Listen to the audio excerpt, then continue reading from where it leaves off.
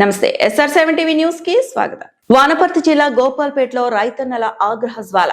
రోడ్డెక్కిన ధాన్యం, ఎండెక్కిన ఆవేదన. ఆరుగాలం శ్రమించి పండించిన పంటను ప్రభుత్వం కొనుక్కోకపోవడంతో ఉమ్మడి గోపాల్పేట రైతులు భగ్గుమన్నారు. మండుటెండలో సుమారు 4 గంటల పాటు రోడ్డుపై ధాన్యం రాసులు పోసి బైఠాయించి నిరసన తెలిపారు. తరుగు లేకుండా కొనుగోలు, వరి, మొక్కజొన్న ధాన్యాన్ని తరుగు పేరుతో కోత విధించవద్దు. తడిసిన ధాన్యం కొనాలి. అకాల వర్షాలకు తడిసిన ప్రతి గింజను ప్రభుత్వమే కొనుగోలు చేయాలి. కలెక్టర్ హామీ. జిల్లా కలెక్టర్ స్వయంగా వచ్చి హామీ ఇచ్చే వరకు ధర్నా విరమించేదే లేదని రైతులు తెగేసి చెప్పారు. రాజకీయ దుమారు రైతుల ధర్నాకు సంఘీభావం తెలిపిన జిల్లా మీడియా కన్వీనర్ నందిమల్ల అశోక్ ప్రభుత్వంపై నిప్పులు చెరిగారు. రైతులు ఉసురు పోసుకుంటున్న రేవంత్ ప్రభుత్వం ఆగం కాక తప్పదు. జిల్లా వ్యాప్తంగా ధాన్యం కొనుగోలు నిలిచిపోవడంతో రైతులు కన్నీటితో పంటను తగలబెట్టుకుంటున్నారు. అయినా ప్రభుత్వంలో చలనం లేదు. అకాల వర్షాలతో పంట నీళ్ల పాలవుతుంటే చోద్యం చూస్తోంది అని మండిపడ్డారు.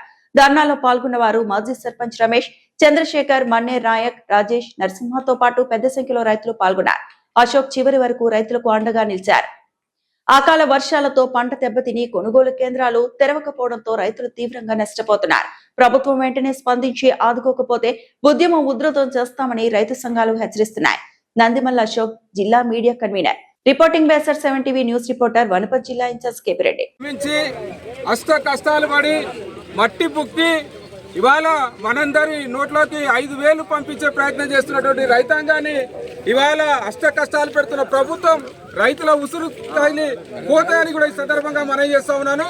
ఇవాళ దాదాపు ఎర్ర దాహంతోన ఆకలి అలమటిని మరిస్తూ 3 గంటల పాటు మా ధాన్యం కొనుగోలు చేయని మహాప్రభు అని వేడుకుంటుంటే ఇక్కడ ఉన్న అధికారులు కానీ, ప్రజాప్రతినిధులు కానీ, అధికారంలో ఉన్న పాలకులు కూడా నిర్లక్ష్యం చేయడాన్ని మేము తీవ్రంగా ఖండిస్తా ఉన్నాం.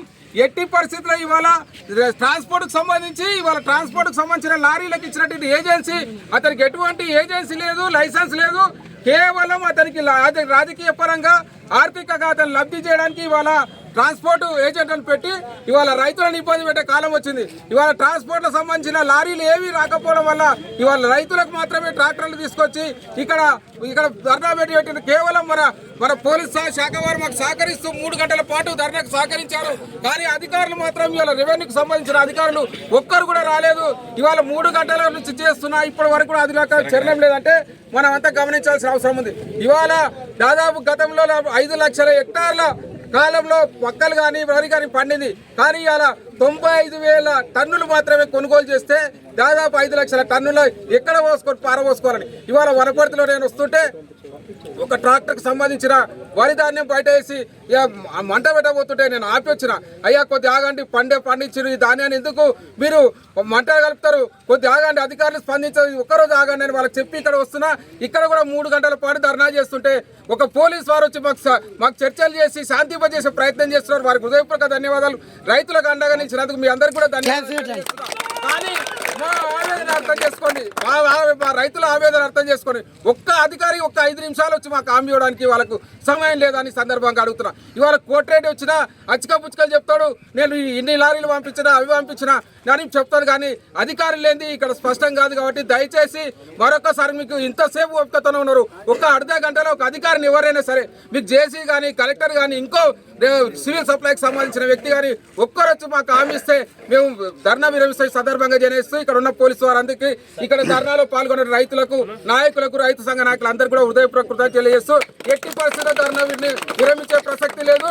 అర్ధ గంట లోపల జిల్లాకు సంబంధించిన ధాన్యం కొనుగోలు అధికారులు రావాలి, మాకు హామీ ఇవ్వాలి, స్పష్టమైన హామీ ఇవ్వాలి. అది కూడా తరుగు లేకుండా తడిసిన ధాన్యాన్ని చివరి గింజ వరకు కూడా ధాన్యాన్ని కొనుగోలు చేయాలని మాకు హామీ ఇస్తేనే మేము ఇక్కడ నుంచి కలుగుతామని సందర్భంగా మనం చేస్తూ ఇక్కడ పాల్గొనడం మీ అందరికీ కూడా హృదయపూర్వక తెలియజేస్తున్నాం.